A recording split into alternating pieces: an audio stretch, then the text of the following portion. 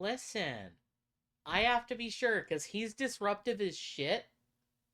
That's kind of his whole thing. Uh, this is C. C's an old friend. He is a disruptive lunatic, and we love him for it. Um, he gets to make all the problems, and anyone that acts worse than him gets banned. That's kind of the rule. He's like my metric for is this guy too disruptive? Anyway, hello. I hope everyone can hear me all right. It's still the new setup, so testing stuff out. I forgot to plug my mouse in. Where did I put my mouse? Uh-oh. Computer mouse, come to me. I need you. That's not good. I would rate that like a 4 out of 10. Hi TJ, welcome. I'm looking for my computer mouse. I had it like an hour ago, and then I unplugged it because I was doing something, and I put it somewhere. So yeah, that's not great. It was under a pile of clothes. It was under a pile of clothes. Emergency averted. Whoa. But yeah, hi everyone.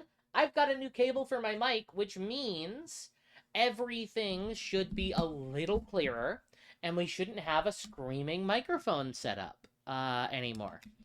That last one is shoulda, coulda, woulda. We'll see, but it is a new, better part for this type of streaming, so things should be better. We're gonna be doing some Pathfinder: Wrath of the Righteous today. I got a little question for y'all. Would you rather watch me game like this down here in the corner, and the whole thing's the oh yeah, we missed our chance for the Awoogle, so I have to take that down. You failed. You all failed. Or would you rather have me streaming like this with a little overlay, and you guys can be in the chat? So see, they had a sub goal to make me howl like a wolf, and they didn't get enough subs.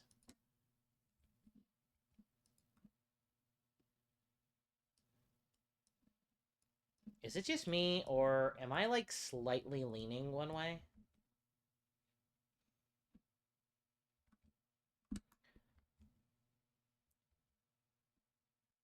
Yeah, but I persevered, and they didn't end up winning it. So don't worry, Rarity. I blame everyone. No, I don't blame anyone. I'm just making sure that everyone wants to do their thing. But yeah, full game screen or hold up, let me get it working actually, just so we can go look at it. No, it's not hurtful. I'm not being mean. I'm being funny. There's a difference. Um, there's no difference. That's the joke. Excuse me, I had a cough there. I didn't like what was rattling around inside me. Not worth it.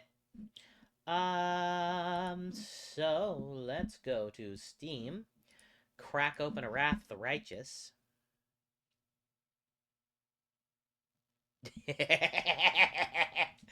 He doesn't know how to react.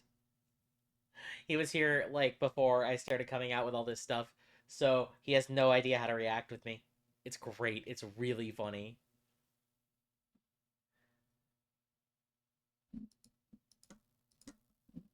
Like, if I rotate myself just a little bit, like on average, or like, what do we mean? Because if it's like on average, then I'd probably say around 4 cups, just because people are nuts for coffee. If it's like me, 0, because I don't drink coffee. Da-da-da.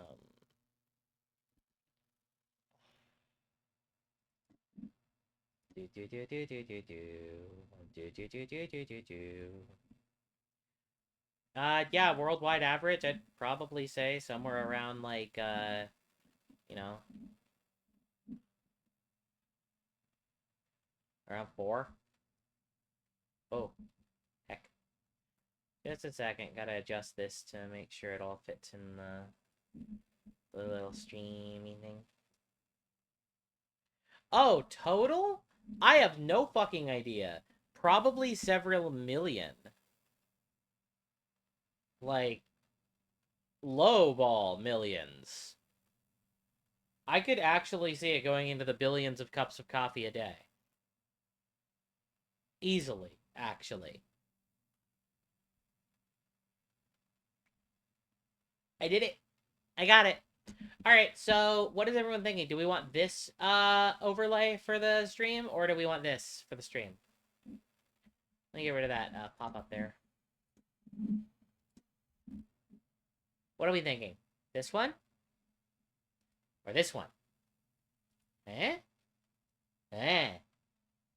Eh? Eh? Wait. Eh? Eh?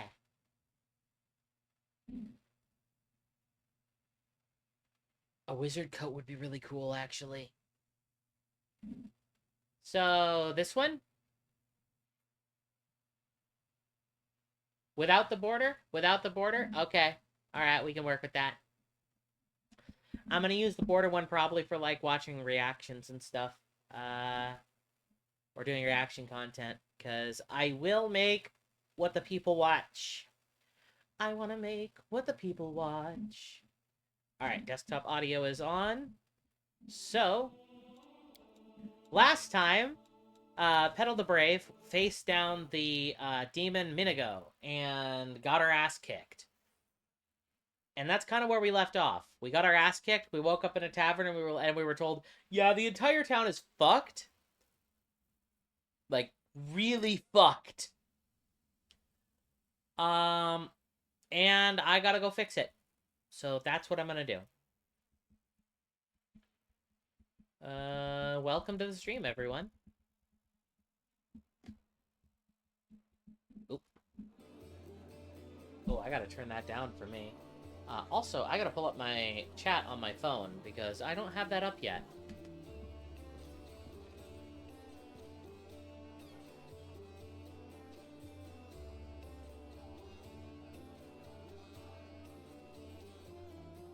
Da-da-da-da.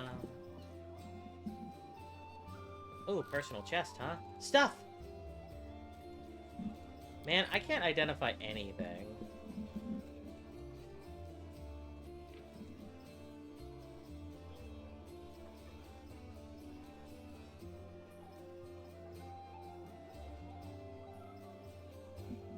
Yeah, I just fail at everything. It's fine.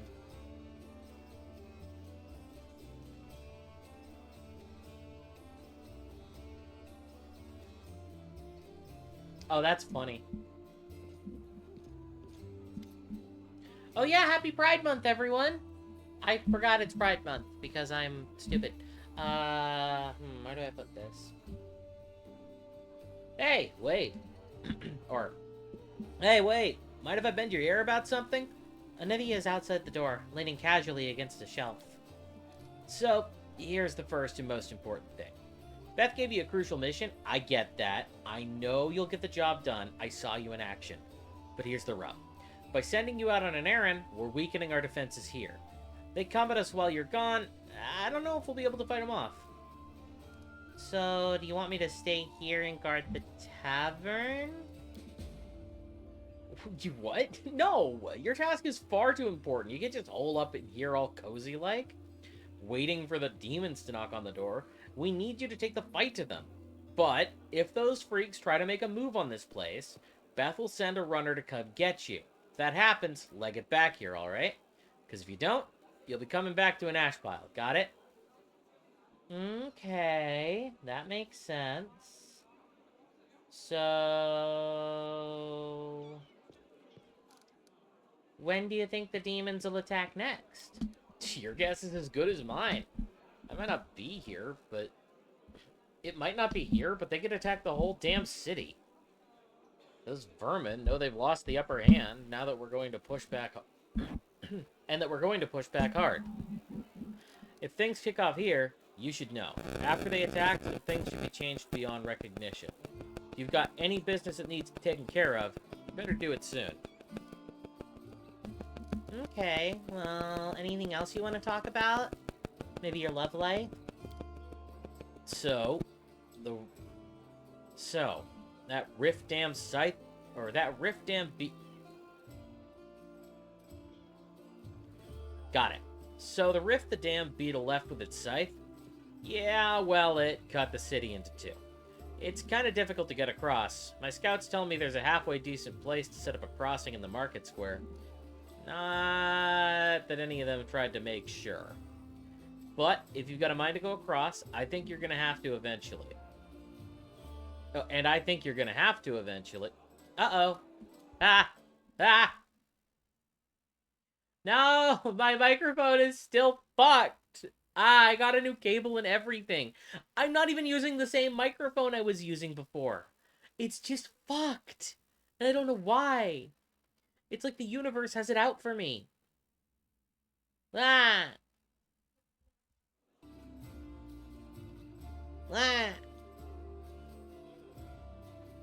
It might be. I changed out the cable. I changed out the other cable. I mean, it's either the audio box or the laptop itself. But it did this on my previous setup. So it's probably the audio box, which I can't afford to replace. I'm like $200 away from that. These things are expensive.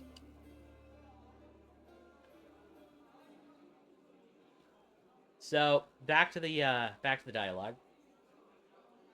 But if you've got a mind to go across, and I think you're going to have to eventually, you might want to give the square a once-over. Thank you for the warning. See you over. I can't control that. That stream delay is based on how much internet is available. And that means other people in the house are using a lot of internet. And I can't, like, bogart that. So, basically, what that means is I'm going to be a little behind in the chat. I'm not going to be able to listen to everyone. Though the chat box is not... Yeah, there we go. Let's put the chat box here so everyone can see where they are. That'll help you realize if I'm, like, reacting slowly or if, the other thing. Now the chat box is back. I forgot I changed its dimensions. Alright, let's go around talking, everyone. Staunton! The dwarf resembles an abandoned citadel. One whose high, crumbling walls are still holding fast, but whose empty, lightless windows make it clear that all inside is dead. That is depressing. That is so depressing, guys. Holy shit. Oh, it's you. Good work back there in the Greg Garrison. Name's Stunbon. You've heard rumors about me. His face, which looks like it has never known anything carefree, as a smile grimaces. Just so you know, everything people say about me is true. What do people say about you? Did my model freeze? No, I didn't. It's just the tilts are very subtle.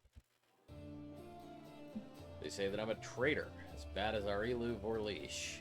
That I'm a disgrace, even among the ranks of the condemned. That Queen Galfrey never should have spared me. That I belong on the gallows. Oh, so you really don't have any friends? I couldn't have survived this long if I were completely alone. Joran, my little brother, he keeps me going. He's never abandoned me. Everyone else shies away from me like they might catch what I've got. Even the fighters and the condemned console themselves by thinking, I got stripped of my rank, but at least I'm not stunned. Commander Tirabade seems the only person in the whole army that remembers I'm a soldier and not a drudge. She has no qualms about taking me into battle. She's had some mud flung at her in the past, but... or so I hear. That's why she tries to keep an open mind about people. It's no surprise she's the only one to hold on to her sense of reason in this farce. Why do they hate you so much? What did you do? Why are you a bad person? Why do they hate you? You really don't know? Staunton gives you a long, morose look and then sighs. I'm the reason why the Crusade Fortress... I need a drink. Yeah, my tongue is all dry. Very dry.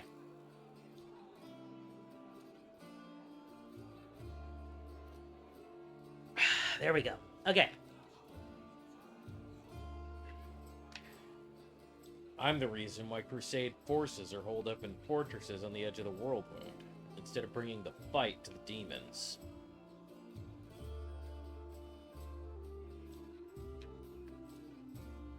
We used to have a foothold in the Wound, the mighty, unassailable city of Dresden.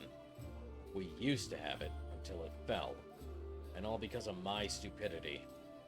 I gave the enemy our main citadel. Don't you dare clip. Don't clip nothing. Don't you dare. What are you clipping? What are you clipping? What the fuck? How dare you all? I was tired. They wanted to execute me. No, I was tried. They wanted to execute me, and rightly so. But the Queen intervened. She said that I should live and fight in order to undo what I'd done. So, that's how I live, decade after decade, fighting in the Condemned. The dwarf sighs, or shrugs. As you can see, I have fixed nothing. I have earned no one's forgiveness. Are you going to spit in my face too? That wouldn't surprise me. I mean, honestly, it's not really my place to judge you. I mean, I don't know what I would have done in your shoes. Really? Well, that's something, I suppose. So a whole city fell because of you. How does that even happen? Take that poll down. I can see it now. My stream manager updated. I can see that poll. How dare you? Don't you dare. Don't you dare be weird in my chat. Okay. What do you mean, how? The knight glares at you from beneath his furrowed brows. You don't trust the word of the Condemned. Go ask somebody else, like my little brother Joran. And if you still don't believe it, what's it to me? But if you're about to ask me to recount the story of my disgrace for the 1000th time, don't. Y'all, motherfucking Rarity specifically. It's just you, Rarity. You're just, like, being weird. Oh shit, I forgot. C is weird too. Shit, everyone's weird. So many years in the Condemned. Surely you've paid your penance by now. That's not up to me to decide. My life is in the Queen's hands. He falls silent for a moment, and then in a trembling voice adds, Condemned isn't the worst part. All these years, I've prayed to Torag for forgiveness. Countless times, I've gone to his priests. Countless times, I've kneeled before his altar. If only the Father of Dwarven kind would answer my prayers just once. Not to restore what I've lost, but just to tell me that I'm still one of his children. But it seems he doesn't give a damn about me.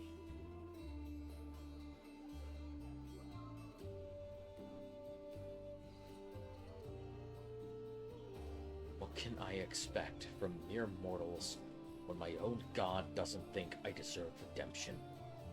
okay, that's fair, Rarity. I'll be nice to you. Also, C, what the fuck?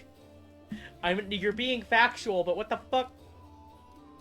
I mean, if Torag has renounced you, perhaps you should turn to another deity. Sarenrae, for instance, teaches that everyone who repents sincerely should be forgiven. No, I couldn't. Staunton interrupts you. You can't choose your god, just like you can't choose your family, your race, or your homeland. If your father renounces you, you can't just choose another father. It's the same story with Torag. That's dumb. You're dumb. Anyway. I need to talk to the elf who calls himself the storyteller. Do you know where I can find him? That's why I came to talk to you anyway, but I thought I'd just, like, pester you for a bit. The storyteller? Staunton strokes his beard in thought. Strange old fellow, that one. He used to sit with me for hours, asking all sorts of things. Never offered judgment or... Yeah. Never offered judgment or comfort. He just listened. At first, I wanted him and his questions as far away from me as possible. But later, I realized that talking to him did ease my burden a little.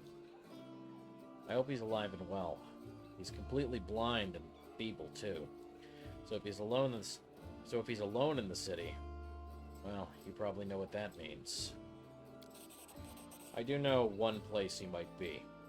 Look for him in the Blackwing. It's a library. Here, I'll show you where it is on the map. I don't know what use a library is to a blind elf, but he loved the place. He'd sit there all day and night. I have to go. You're boring me. Go on then. Maybe we'll see each other again. Kinda hope not. You're kind of a downer. Camellia! How you doing? Camellia looks over you pensively, toying with the snake-shaped bone amulet that dangles from her pale neck. Noticing your glance, she flashes you a cold, barely there smile. Greetings. It seems for a moment that she wants to say something else, but the pause grows too long, and she slips back into a cautious silence. Ooh, so tell me about yourself. No, your amulet is really weird. Where'd you get it? Ah, my little trinket. It's so nice of you to notice, but I assure you, this amulet is nothing but a bauble. Can a lady not be drawn to beautiful, useless things? So, where'd you learn to wield a rapier so well? I had good teachers, although they don't get all the credit. I am a most diligent student. Camellia licks her parched lips. This girl's, like, screaming crazy at me. Your speech tells me you're of noble birth? Camellia laughs her practiced musical laugh as she watches you from under lowered eyelashes. You're most insightful. A fine quality to have. Camellia's laughter ends, and unspoken words hang in the silence.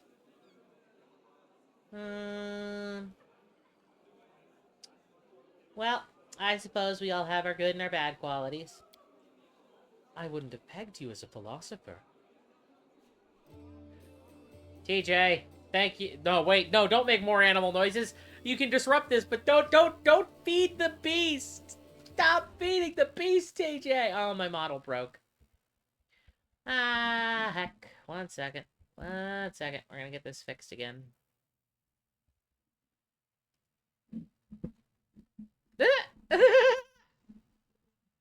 Holy shit. No pegging. My god.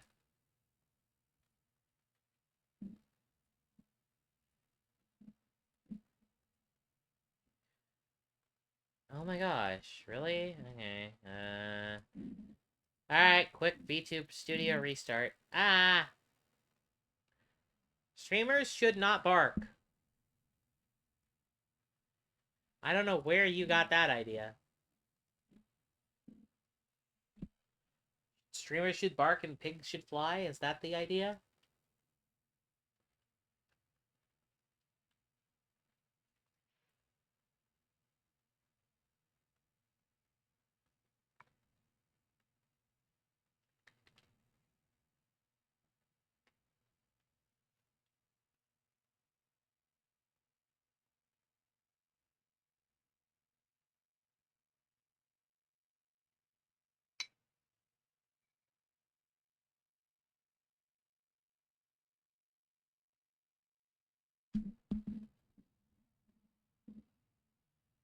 I'm not gonna bark for you.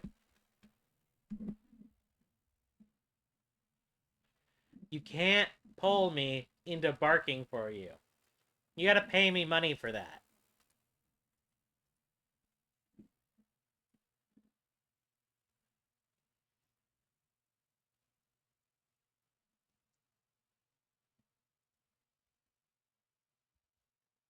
Now, you know what? You know what? You know what? You know what?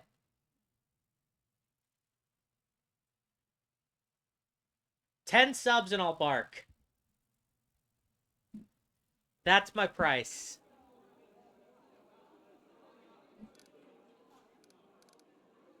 Anyway, now we can get back to it.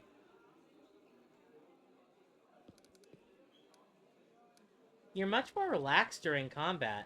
Your battle cries are uninhibited. She blushes slightly and lowers her eyes. So you've noticed. To be honest, I find it embarrassing.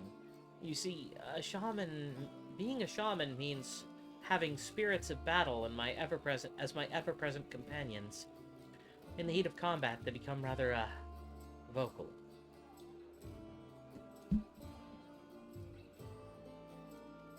I'm not doing an IOU for barking. You can't do that.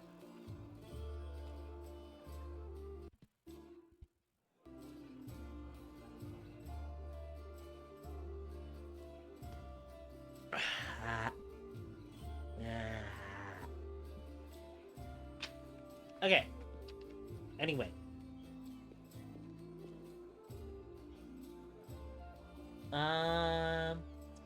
So tell me about yourself. You want to know more about me than you already do?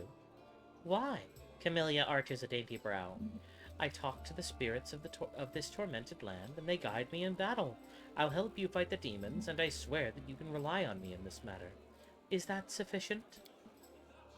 Anyway, as much as I enjoy our delightful conversations, the spirits are calling me, and I must respond. Please excuse me.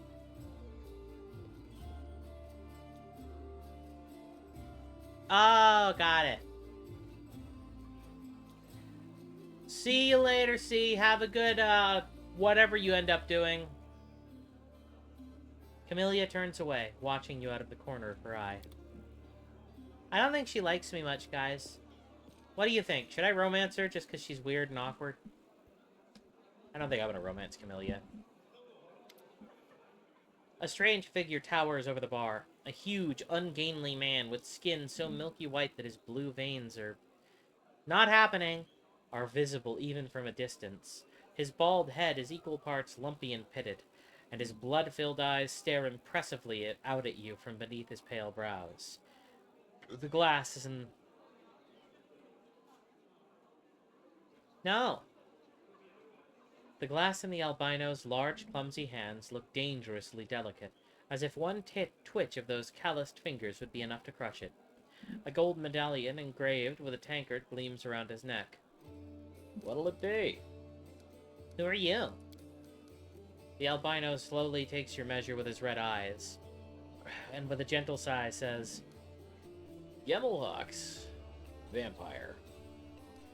Are you really a vampire? Gemmel gives you a long look of reproach and begrudgingly answers, No. How'd you end up in the Crusader City? How did anyone end up here? How did you? Them? With a huge hand, the tavern keeper gestures at the ragtag group assembled in the room. The world's big, but there still isn't a place for everyone. People who no longer have a life anywhere else, they end up here. Any news in the city? The albino looks around. There are demons everywhere, and you showed up. Any places in the city worth visiting? I mean, if you mean places that normal people usually still stay well away from, there are plenty. Like the Pitaxian wine cellar. Gemmel pauses for effect. Like the name of the place alone should make you quiver in fear. It once belonged to a Pitaxian trading house. Then King Iravetti came to power in Pitax, and property started changing hands. Soon after, the cellar's shop assistant was found in a ditch. Not all of him, mind, just his head. Numerian gangsters had taken possession of the place. They wanted to sell something stronger than wine on the street, and they ended up in the gallows. Then King Iravetti's number was up, so now the store stands empty and unclaimed. People say that a headless ghost wanders the place at night, moaning ghoulishly. Ooh. After coming to the end of his story, unusually long by his standards, the tavern keeper takes a swig from his tankard. Just don't ask me how it makes any noise with no head. I wasn't there. I just tell it like I heard it. I see you're not one for talking. Kemmel gives you a long, mournful look and says nothing. Show me what you have. Alright, I have a lot of shit to sell. So...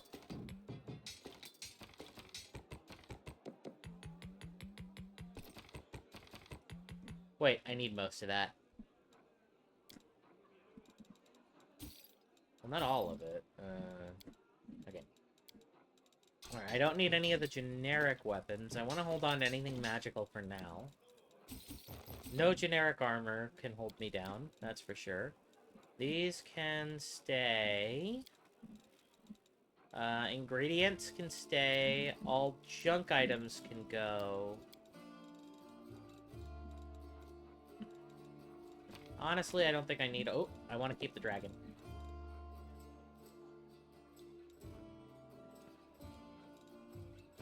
I don't really need the scrolls. I'm not ever going to really tap into using them.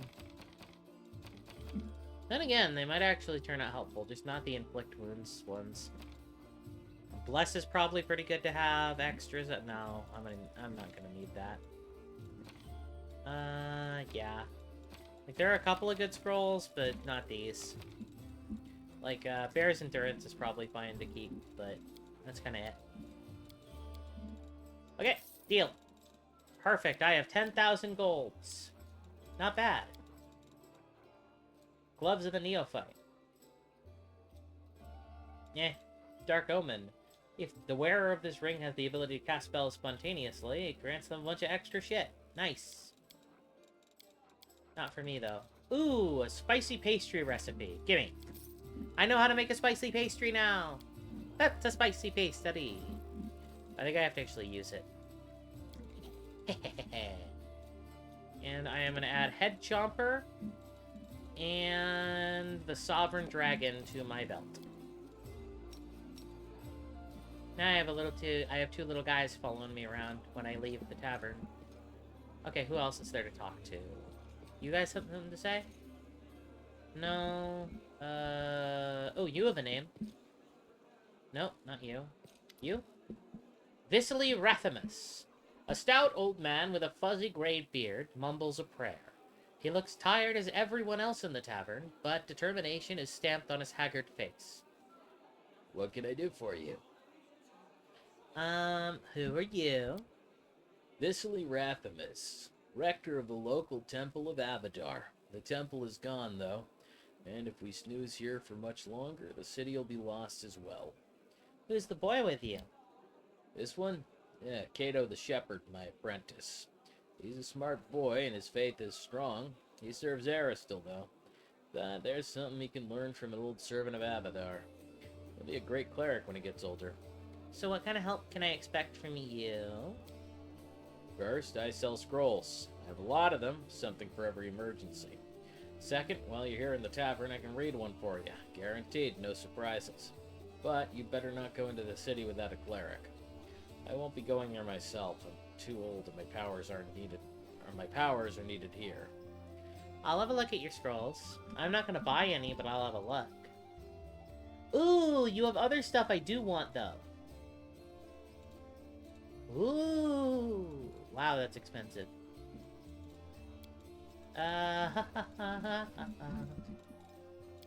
Gimme some stuff after midnight.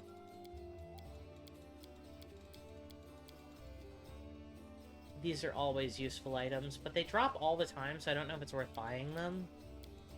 Where were those metamagic rods? Those are what caught my eye. Metamagic is always amazing. Extend metamagic. Lesser extend. That's really good. Oh, no, I just want the rod. Is that it? Guardian of Light.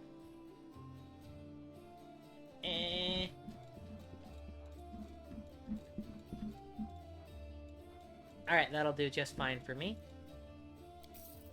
Very worth a lot of my money.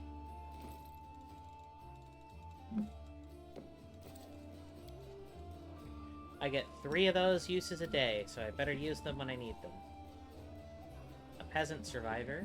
No, he wouldn't have anything to say. Oh, Anivia. Let's see if you have anything else to say. Anivia, in muted colors, blends almost perfectly into the background.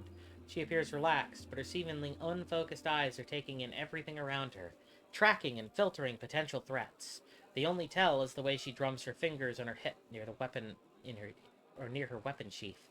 She shows no sign of her injuries and confidently leans on her previously broken leg. She pretends to have just noticed you, even though she watched you approach from afar. Oh, hey!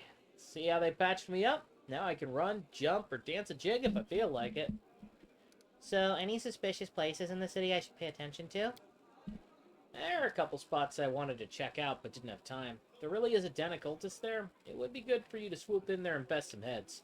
You don't even need a search warrant. Anivia shoots you a crooked smile. First one's the Silken Thread. It's a funny little tailor shop that doesn't take any orders and never buys any fabric. But they always seem to be oh so busy. They're busy with something in there, alright.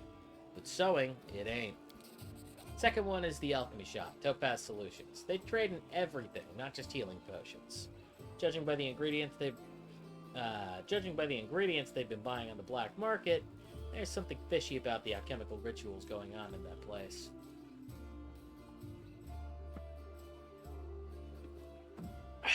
Okay, sounds good. I am drinking a lot of liquid today. I can't even help myself. I'm thirsty. So, what are your responsibilities at the Eagle Watch? Anivia smiles evasively. Nothing official. I'm not even a knight, you know. I just hang around. You sure you want to know the details? Catching traitors and spies and cultists is no walk in the park. It's a delicate job. You can't always do it all within the letter of the law. What if we surprise some suspicious blighter with an official search? Everyone will know about it. Everyone will know about it before long, starting with their cronies. Then again, sneaking into people's houses at night ain't exactly legal. Crusaders can't be doing stuff like that, can they? Well, I'm not exactly a knight. She trails off.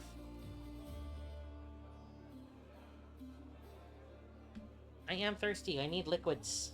Liquids. Tell me about yourself. She shrugs with a lazy smile. I'd be happy to, but there's kind of nothing to tell. What's so interesting about me?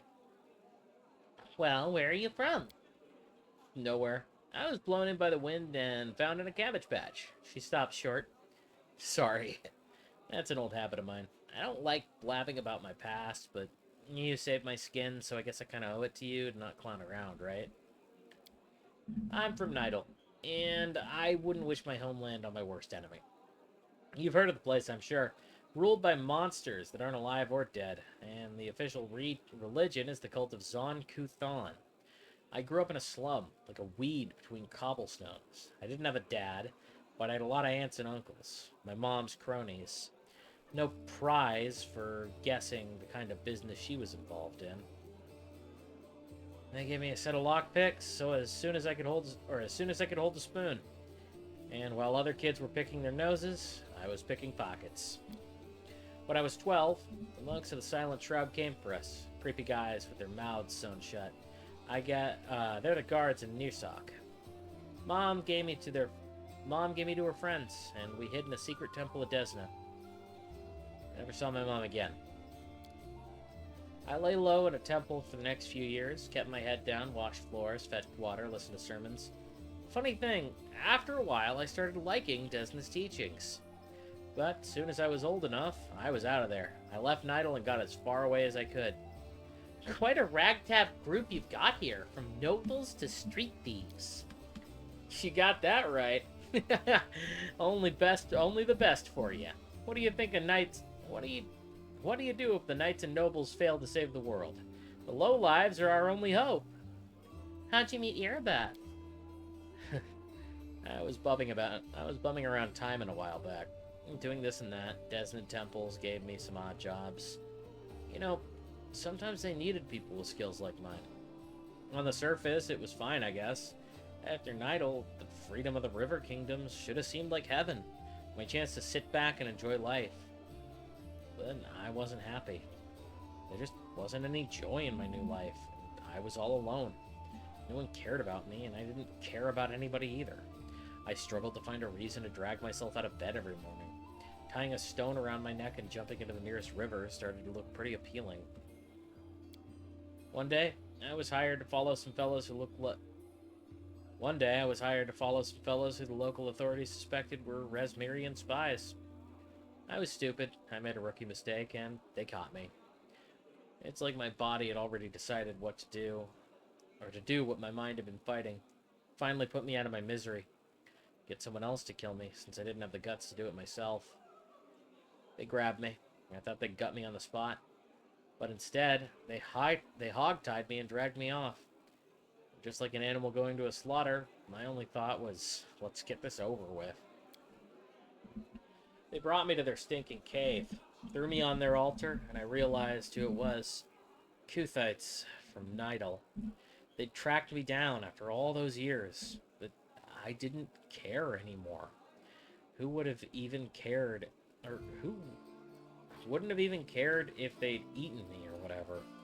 We all gotta go sometime, right? So I was lying there, staring at those knives pointed at me, when fate rolled the dice and I hit the jackpot. Irabeth. There she was, storming into the cave. Picture it. I'm lying on an altar with all these knife-wielding maniacs around me, and suddenly Irabeth storms in. I thought it was Iomedae herself, fierce in her shining armor with her gleaming sword raised. She made quick work of the scumbags, chopped them up just like that. I didn't even have time to blink. She untied me, and then Anivia's face lights up and she chuckles. She looked through the papers they had on the table and started swearing like a sailor. So much for Iomedae. How did you and Irabeth end up in Kenabris? After almost becoming a human sacrifice, I knew I never wanted to leave Irabeth's side. Desna knows I fell for her instantly, and I fell hard. My misery was gone, and when Irabeth showed me what was in those papers, proof that cultists had a nest in her home city, well, I offered to help without a second thought. Anivia smiles warmly. She must have figured I couldn't wait to get my revenge on the cultists, but I didn't give a damn about them. It was her. I'd go anywhere with her, even on a crusade or into the jaws of a dragon. But I took to a life in Kenabris like a duck to water. I used to be an outcast wherever I went, but half of the Crusaders are the same. After all, who'd volunteer to tangle with demons on the edge of the abyss? You gotta be either a goody two-shoes with too much honor and free time, or a misfit with no life out in the normal world with normal people. People come here a way to run from their debts, their past, from themselves. So I fit right in. So what's it like living with Irabeth? It's like living. Without her, I wouldn't be. Seriously. If I were alone, I'd definitely be gone by now. Sure, sometimes we argue. Can't deny that. Sometimes we bang our fists on the table and yell so loud the walls shake. But that's all about order business. But at home? Well, I'll give you an example. Crap! I thought we were done with the mic problems. I thought we were free! I thought we were free! Now I have no idea what's causing the issue. At least it fixes itself. But at home? Well, I'll give you an example. Kinda always wanted to move out of the broom closet we call a house into somewhere cozier. Ain't exactly like they take a vow of poverty at the Eagle Watch, but every month, somehow our spare money is spent on Crusader business. Sure, I get mad about it, but Anivia makes a helpless gesture. It's part of why I love her so much. Well, at least it's less bad, I'll say that. You know, Irabeth has that thing that matters most for a person. A purpose in life. She's always got a reason for whatever she's doing. Her whole life is a crusade, and I just drifted around like a leaf in the wind. Until Desna brought us together. Now, she's the meaning to my life.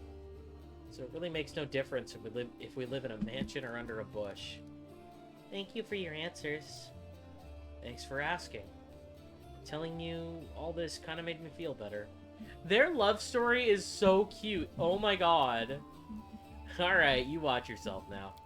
That was so beautiful, though. That was amazing, guys. Oh, that's the guy that owes me money. Here, take this. Yes, it's 2,000 coins. Take your payment, and remember that Horgus Worm always keeps his word. You helped me get back to the surface, and I duly paid you for escorting me. Now, speaking of our future cooperation... Horgus looks at you with unvarnished disapproval, his arms folded across his chest, his foot tapping impatiently. I have a job that would be perfect for someone like you. Naturally, I'll pay generously for your services. What do you mean, job for someone like me? For an adventurer ready to sell their soul for booze and then lie down drunk in the gutter. Or do you think you're somehow different? Traveling knight, perhaps? Noble heart with a noble heart? A traveling knight, perhaps? Noble of heart, but without a coin to your name? Horgus sizes you up critically, then sighs and shrugs. You seem a reliable enough ally to me, and you did get me out of those mongrel caves. So why should I care what you do with my money once you've got it? Succeeded at a perception check. Horgus seems like one of those people that think the entire world owes him something. However, you hear notes of hysteria beneath his smug arrogance. It's as though he was really quite nervous, but taking pains to conceal it. So what's the job involve? You shall be my bodyguard. You see, I have good reason to return to my mansion here in Kenabris. I still have, well, it doesn't matter. It's nothing of your business. My mansion is a breathtaking building with a large garden in the wealthy part of the city. Even before the demons attacked, every thief and fraudster in the city tried to get inside. One way or another. I shudder to imagine the state it's in now. I have little hope that my guards were able to hold the mansion during the attack, and I expect that the servants fled them when they saw the demons. Only Abadar knows what's happened in there since. Therefore, I would ask that you meet me at my mansion and guard me until I complete my business. I already asked the local paladins for help, but they have no desire to set foot outside this tavern. Damn cowards and traitors, that's what they are. Also, please do take care. My throat is getting stuffy. Excuse me, this is awful stream content. So, also, please, do take Camellia with you. I trust that girl more than the rest of your gang. She is of noble birth, after all. What kind of reward are we talking about? 1,000 gold coins. Horgus replies, without hesitation. Hi Kelly, welcome to the stream. Anyway, double the reward and I'll think about it. Ha! Yeah, right. For that kind of money, I could hire Queen Galford herself to guard me. 1,000 is my final offer. Fine, I'll take 1,000 gold. Deal. Marvelous. Most excellent. Horgus's face relaxes, smoothing a few of the tense lines. I'll proceed to my mansion and wait for you there. Meanwhile, you needn't worry. I know the city like the back of my hand. But do hurry, unless you want me to lower your reward. No, why would you tell Kelly? Why would you tell Kelly? No, this is unfair. This is evil. You can't do that. She'll call my bluff.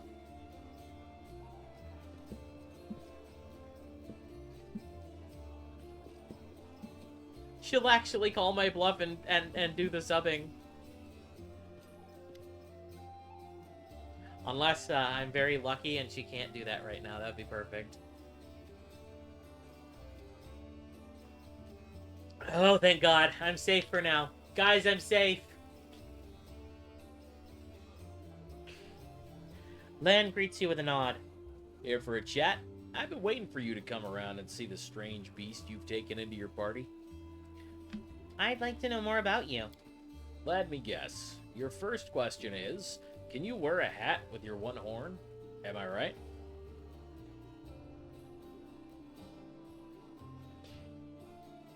So, can you wear a hat with your one horn? Sure I can, but certain designs don't suit me too well. Lan speaks in a deadly serious voice.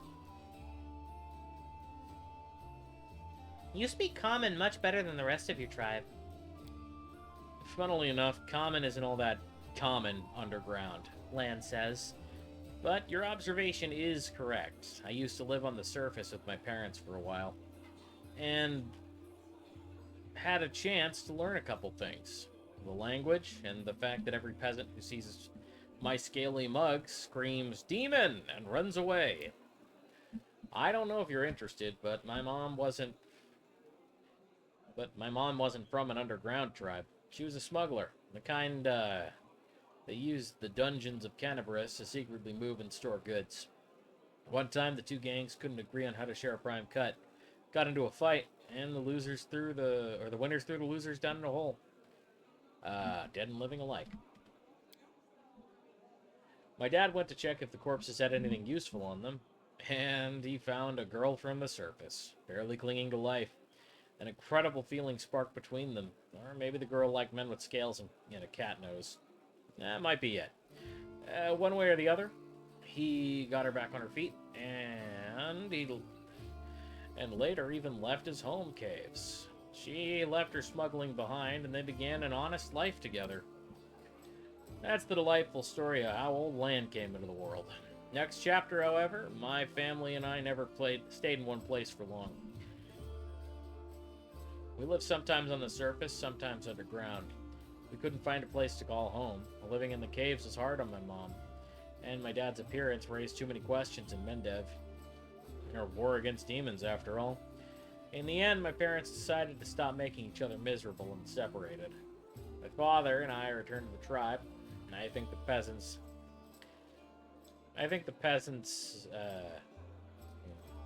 screaming demon had something to do with it. Or maybe my dad just couldn't stand life without rat tail soup. Couldn't rule out the possibility.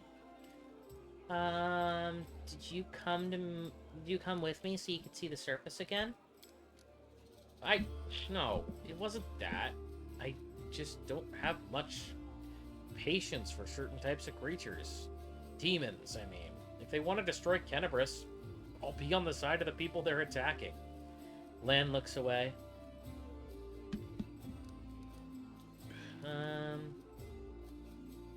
Sounds kind of like a poor reason to uproot your whole life. You're persistent, aren't you? Lan arches the only eyebrow he has, then suddenly turns grim and looks away. Fine, you have a right to know. Did I mention that I was born of a marriage between an Uplander girl and a mongrel from the caves? My birth, hell take me, turned out to be a great misfortune for my parents. All because I'm relatively healthy. The best thing that can come from a marriage between a cave-dwelling mongrel and anything from the surface. A healthy child with the right number of hands and feet, no apparent defects, no missing organs or other problems. They saw hope in me, and so risked having more children. They thought it would somehow be all right. A growl edges into Lan's voice. Could have had 4 brothers. The first was born 2 years after me. He died 3 years later. He didn't have a nose, nothing even resembling one. He could only breathe through his mouth. Mom and Dad were afraid to take their eyes off him, for fear he'd choke or suffocate on something. But in the end, it was his weak heart that killed him.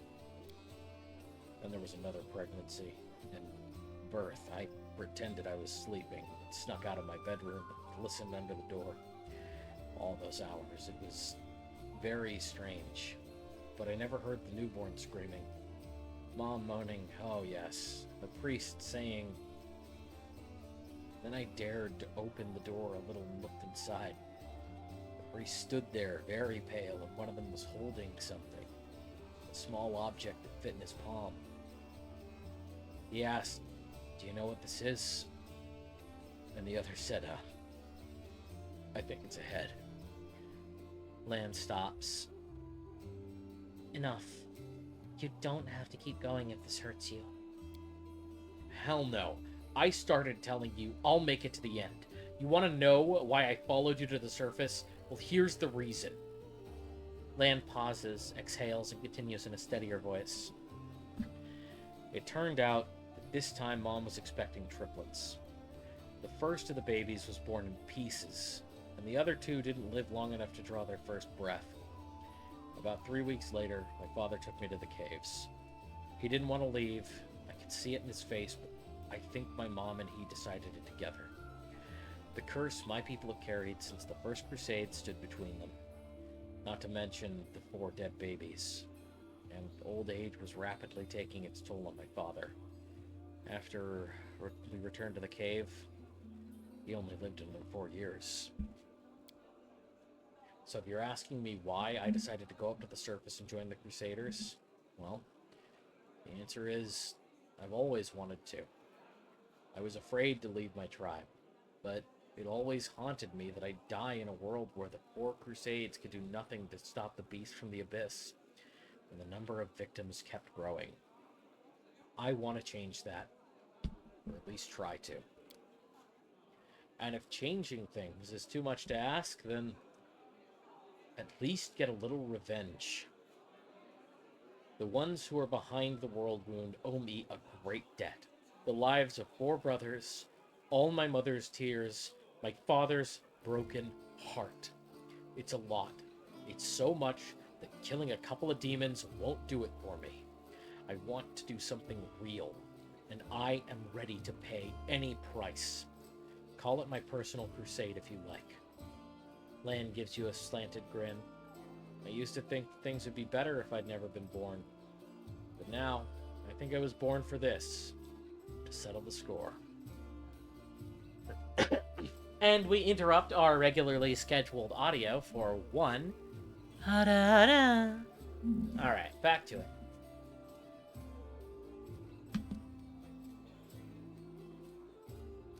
Why didn't you go up and join the Crusaders before? I couldn't just abandon my tribe. I'm their best hunter. They'll have a much harder time without me. And now that demons have nearly destroyed Kenabris, the caves almost collapsed on our heads, sitting and waiting it out isn't an option anymore. Anyway, I'll be more useful up here than I am down there. Plus, the chief let me go, which means my debt to the tribe has been paid. Would you like to find your mother? No. The word flies from Lamb's mouth faster than an arrow. Then after a pause, he continues. I don't want to meet her. Not because I feel any resentment. It's just, she's a half-elf. She's barely got her first gray hair, and she's barely got her first gray hair, and I'll be a ramshackle old man. She's buried enough children. There's no need to make her witness the death of another one. I hope you understand.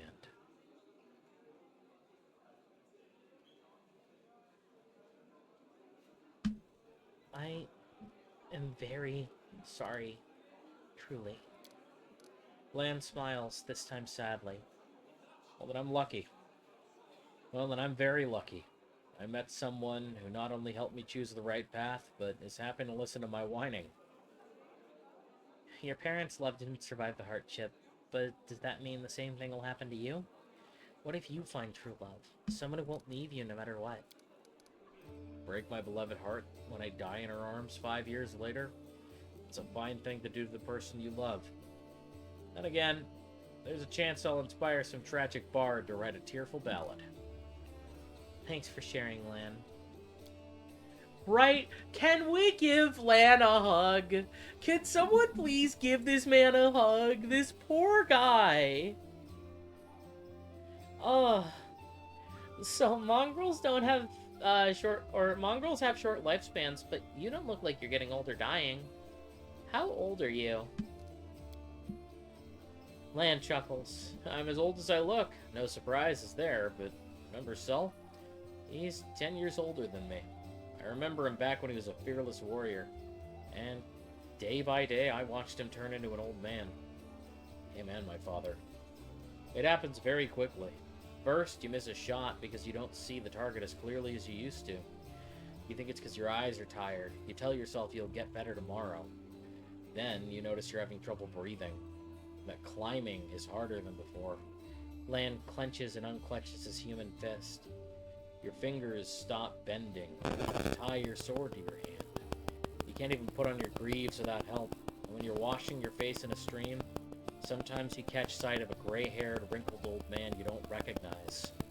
And this goes on until one day you come across a cave beast and you realize you can't outrun it. And my microphone ruined that delivery. I'm gonna fight my mic. Ah! Lan takes a deep breath. My dad kept diaries, marking all the signs. And I saw it too. Last year I had to help him get out of bed, dress him, remind him to eat. Sometimes he forgot my name. I told him that he should have stayed on the surface. He joked that dodging a goddess was the behavior unworthy of a crusader. Amen for Asma. Every morning I wake up and check how I feel, but there are no signs yet. Even so, I know I don't have much time. I need to do something useful before I forget why I came here. Okay. Normally I'd pester you about Wendawag, so I'm going to. Tell me about Wendawag. Are you sure? Lan sighs. Alright. So tell me about your connection to Wendawag. My connection to Wendawag? I mean, where do I start? Lan turns the unexpressive reptile half of his face to you. We grew up together, trained together. She was the chief's daughter. She was groomed to be the best all her life, and then I came along. We were rivals, but we dragged each other out of tight spots too. I've always been drawn to grand, heroic gestures, sometimes idiotic ones. Whereas Wendu liked to roam unexplored passages, finding new caves and making maps. She wanted to be a great huntress, the one who'd make it through the shield maze, but instead, Lan shakes his head. It'd be better if she died.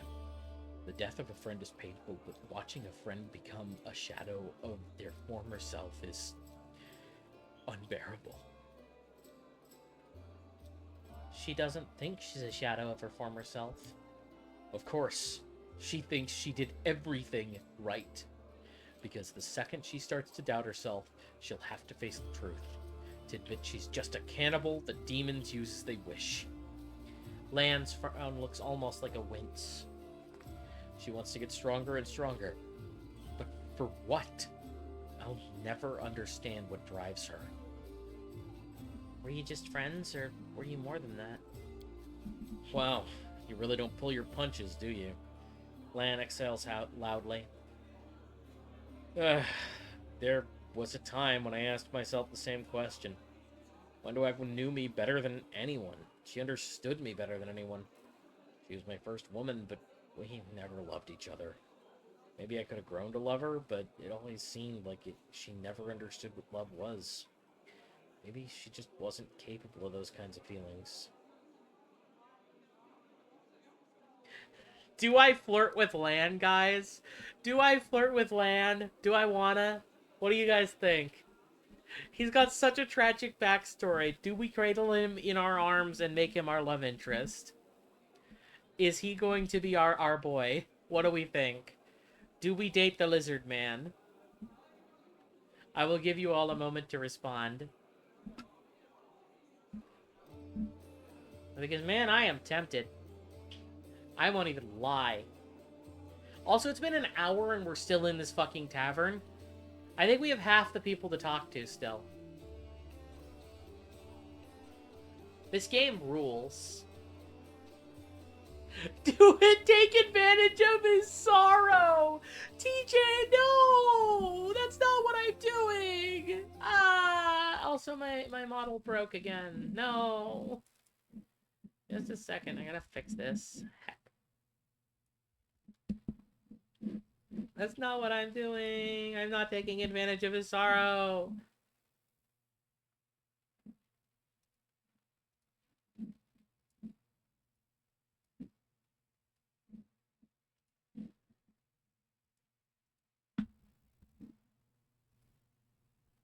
Oh my gosh. All right, I guess we're gonna go for LAN, at least for now.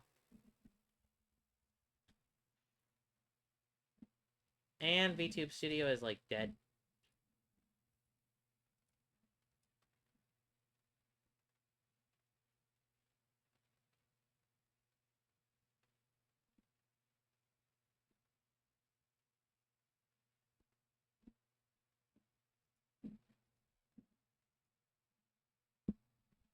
Give it a second. Sorry about this. My computer is not amazing.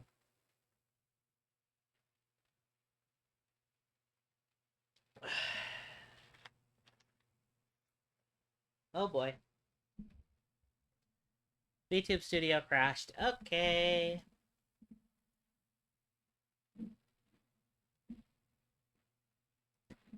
Kill it. Kill it with fire, and then we bring it back.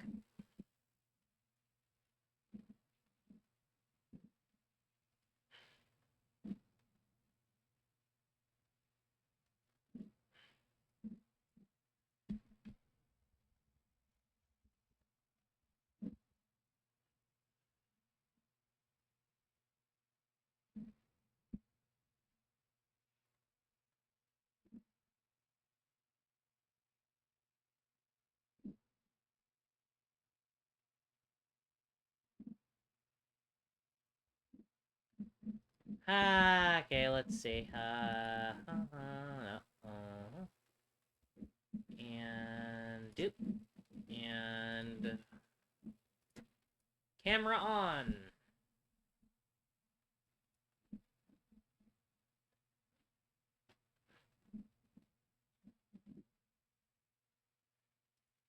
If this is broken, I might need to like stop to properly figure out what's going on. Which would be unfortunate because I like streaming this game, but I really like my VTuber model and I think it's really cute and I want to stream with it. It's like my emotional support thing. So if it's broken, it's broken. And we'll just continue later. Okay?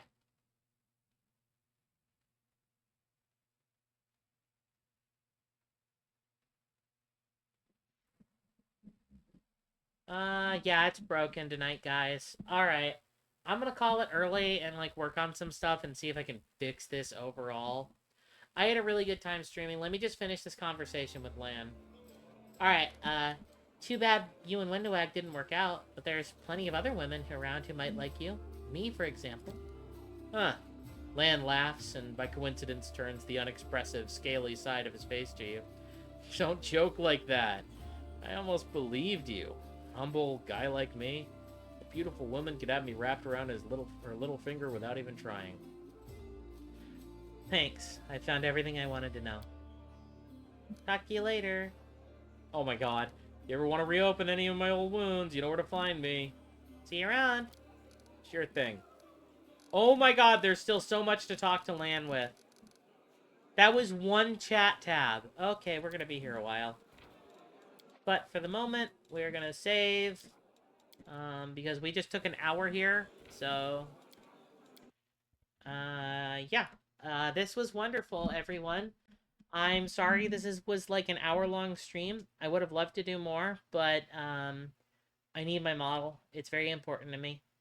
So, I'm just gonna take a break here, and I'll see y'all later. I got other stuff to work on anyway.